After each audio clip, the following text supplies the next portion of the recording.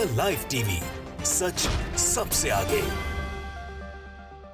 नमस्कार, मैं हूं रंजीत झा और आप देख रहे हैं द लाइव टीवी। अक्सर आप नेताओं और पुलिस के बीच कहासुनी और बहस की बातें सुनते होंगे, खबरें देखते होंगे, लेकिन आज हम आपको दो खबर बताते हैं और दोनों में जो एक्शन हुआ है उस पर जरा ध्यान दीजिएगा। एक खबर दिल्ली से आई, जहां पर कांग्रेस के पूर्व विधायक आसिफ खान भाषण कर रहे थे। पुलिस वाला आता है, उन्हें रोकता है, ऐसा अलाउड नहीं है, आप यहां पर भाषण नहीं कर सकते हैं। वह बिहारी का मुद्दा उठा रहे थे। इस दौरान उन्हें गुस्सा आता है और पुलिस को धक्का देने लगते हैं, बदसलूकी कर देते हैं। नतीजा यह होता है कि उन्हें गिरफ्तार कर लिया जाता है और 14 दिन के लिए जेल में भेज दिया गया है। दूसरी खबर जो अभी आप देखिए अपने स्क्रीन पर, वाराणसी में यानी उत्तर प्रदेश में भारतीय जनता पार्टी के नेता और पुलिस के बीच भी कहासुनी हुई और इस दौरान जब पुलिस ने उन्हें अंदर घुसने से मना किया तो जबरदस्त कहासुनी हो गई, बहसबाजी हो गई। बाद में भारतीय जनता पार्टी के नेताओं ने थाना को घेर लिया, दबदबा दिखाया और नतीजा यह हुआ कि जो पुलिसकर्मी उस मौके वारदात पर थे, जो घटना वहां पर घटी, तो इन दोनों को सस्पेंड कर दिया गया। अब आपको समझ में आया होगा कि आसिफ खान गिरफ्तार हुए, दूसरी तरफ पुलिस सस्पेंड हुए, लेकिन मामला ऑलमोस्ट सेम है। उत्तर प्रदेश में भारतीय जनता पार्टी के नेताओं ने सत्ता की ताकत दिखाई, पुलिस वाले सस्पेंड हो गए, एसपी ने उन पर एक्शन ले लिया। दूसरी तरफ जो दिल्ली में हुआ, कांग्रेस के पूर्व विधायक को ही जेल में डाला गया। अगर कार्रवाई होनी थी, हम यहां पुलिस पर सवाल नहीं खड़ा कर रहे हैं, अगर कार्रवाई होनी थी तो कहासुनी भारतीय जनता पार्टी के नेता ने भी की, उन पर भी कार्रवाई हो सकती थी कि आपने पुलिसकर्मी के साथ बदसलूकी कैसे की, उनके साथ बहस क्यों की, इस मामले पर कार्रवाई हो सकती थी, लेकिन नहीं हुई। यहां पर कांग्रेस के पूर्व विधायक को जेल में डाल दिया गया। यह खबर है। अब जरा खबर को हम लोग बारीकी से समझने की कोशिश करते हैं कि सबसे पहले देखते हैं कि उत्तर प्रदेश में क्या हुआ, वहीं से फिर हम लोग दिल्ली वाले मामले को भी देखेंगे। आज तक की खबर है, अपने स्क्रीन पर देखिएगा। लिखा हुआ है, बीजेपी नेता से उलझने पर सस्पेंड किए गए थाना प्रभारी और एसआई। डिप्टी सीएम मौर्य के कार्यक्रम से पहले हुई थी कहासुनी। यह खबर है। अब खबर के अंदर देखते हैं कि क्या बताया गया, जानकारी क्या दी गई है। उत्तर प्रदेश के वाराणसी में थाना अध्यक्ष को भाजपा नेता के साथ बदतमीजी करना भारी पड़ गया। यहां तक देखिए, पुलिस ने बदतमीजी की है, आज तक बता रहा है, फिर आज तक आगे ही क्या लिखता है वो भी ध्यान देने वाली बात है। सिटी एसपी ने थाना अध्यक्ष सहित सब इंस्पेक्टर को कार्य में लापरवाही और गैर जिम्मेदाराना व्यवहार करने पर सस्पेंड कर दिया। थाना अध्यक्ष की गलती बस इतनी थी कि उसने डिप्टी सीएम केशव प्रसाद मौर्य का काफिला गुजरने के ठीक पहले भाजपा नेता को सड़क पर आगे बढ़ने से रोक दिया था। इस दौरान दोनों में जमकर कहासुनी भी हुई थी। एक तरफा नहीं है कि पुलिस ने उन्हें रोका, पुलिस की जो ड्यूटी थी वो ड्यूटी प्रोटोकॉल का वो पुलिस पालन कर रही थी, लेकिन भाजपा नेताओं को इस बात का दंभ है कि सत्ता उत्तर प्रदेश में उनके पास है, तो पुलिस वाले की इतनी हिमाकत कैसे हो गई कि वो उन्हें रोक दे। फिर क्या था, कहासुनी दोनों तरफ से हुई। यहां गौर कीजिएगा, कार्रवाई पुलिस पर हुई है। इसी में आगे लिखा हुआ है, खबर के मुताबिक लक्सा थाना इलाके स्थित स्कूल में डिप्टी सीएम केशव प्रसाद मौर्य का कार्यक्रम होना था। लक्सा थाना अध्यक्ष अनिल कुमार साहू और सब इंस्पेक्टर विनीत कुमार की ड्यूटी लगी हुई थी।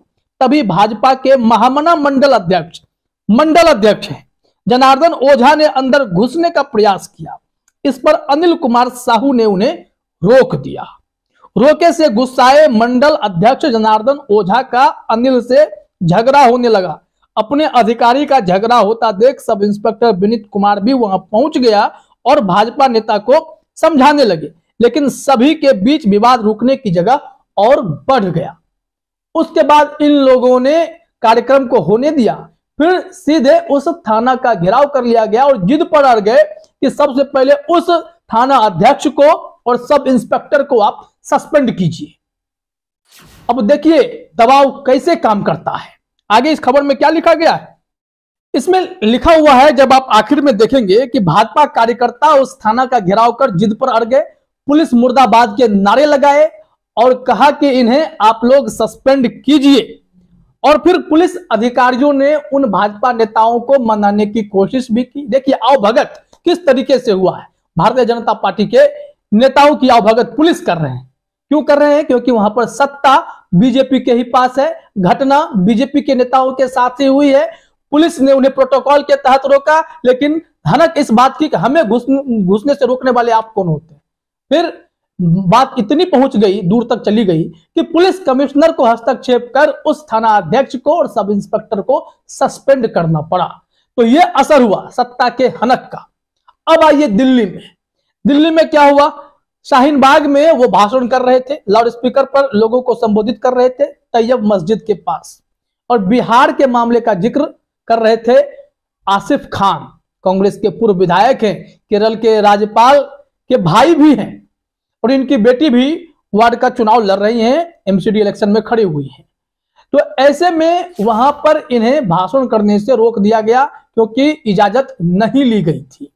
इसके बाद कहा सुनी खूब हुई। आप इस विजुअल में भी देख रहे होंगे अपने स्क्रीन पर कि ये गुस्से में आकर पुलिस को झटका देते हैं, लोग हुटिंग करने लगते हैं। हालांकि गलती है उनकी, निश्चित तौर पर गलती है, लेकिन खबर बस ये है कि अगर उनकी गलती है तो उन पर आपने कार्रवाई कर दी। लेकिन उत्तर प्रदेश में पुलिस की क्या गलती थी? पुलिस ने प्रोटोकॉल का पालन किया। वाराणसी में अगर यह घटना घटी तो पुलिस ने बस प्रोटोकॉल का पालन किया। तो फिर उस मंडल अध्यक्ष के घुसने पर रोक लगाने में उनकी गलती क्या थी? सिर्फ गलती इतनी थी कि वह सत्ता पक्ष के नेता को रोक रहे थे। तो ऐसे में कार्रवाई पुलिस पर क्यों हुई, भाजपा नेता पर क्यों नहीं हुई, यह सवाल है। फिर यहां पर सवाल यह है कि आसिफ खान पर अगर कार्रवाई आपने की है, 14 दिन का जेल भेजा है, तो फिर भारतीय जनता पार्टी के उस नेता पर भी तो सवाल खड़े होने चाहिए कि आप नियम कानून से बढ़कर तो नहीं है, आप प्रोटोकॉल से तो बाहर ही नहीं है। आपके ही डिप्टी सीएम के सुरक्षा के लिए नियम कानून बनाए गए और आप उसको तोड़कर जबरदस्ती आगे घुसना चाहेंगे तो पुलिस आपको क्यों नहीं रोकेगी? बस मामला यही है कि सेलेक्टिव जजमेंट किया जा रहा है। ऊपर से कांग्रेस के ये पूर्व विधायक है, मुसलमान है, और इन पर जो कार्रवाई हुई है इसको लेकर भी एक अलग नैरेटिव गढ़ा जा सकता है, लेकिन नैरेटिव गढ़ा नहीं गया। बावजूद इसके आसिफ खान पर जो आरोप लगे, संबित पात्रा ने ट्वीट भी किया। वो ट्वीट भी आप अपने स्क्रीन पर देखिए। संबित पात्रा ने उस वीडियो को शेयर करते हुए लिखा, यही है कांग्रेस पार्टी का असली चरित्र, डराना, धमकाना, गाली गलौज करना तथा भारत तोड़ना। यह है कांग्रेस के नेता आसिफ खान, जिन्हें एक पुलिसकर्मी भड़काऊ भाषण करने से रोकता है तो उसे बेहद आपत्तिजनक शब्दों के साथ संबोधित कर भीड़ को पुलिसकर्मी के खिलाफ उकसा रहे हैं। अब पुलिसकर्मी के साथ तो घटना हो सकती थी, निश्चित तौर पर आसिफ खान इस मामले में जिम्मेदार हैं, गैर जिम्मेदाराना हरकत वो करते नजर आए हैं, उन पर कार्रवाई हुई, यह कार्रवाई जायज है। लेकिन जब भाजपा के नेताओं ने इसी तरीके की हरकत की तो उन पर कोई एक्शन नहीं हुआ, लेकिन इन पर एक्शन हुआ। न्यूज 24 ने भी इस मामले में खबर प्रकाशित की। न्यूज 24 ने ट्वीट में क्या लिखा, जरा वो अपने स्क्रीन पर देखिए। न्यूज 24 ने लिखा, कांग्रेस के पूर्व विधायक आसिफ खान को हुई 14 दिनों की जेल, दिल्ली पुलिस अफसर से की थी बदसलूकी, मेट्रोपॉलिटन मजिस्ट्रेट अदिति राव ने सुनाया फैसला और अब ये जेल चले गए हैं।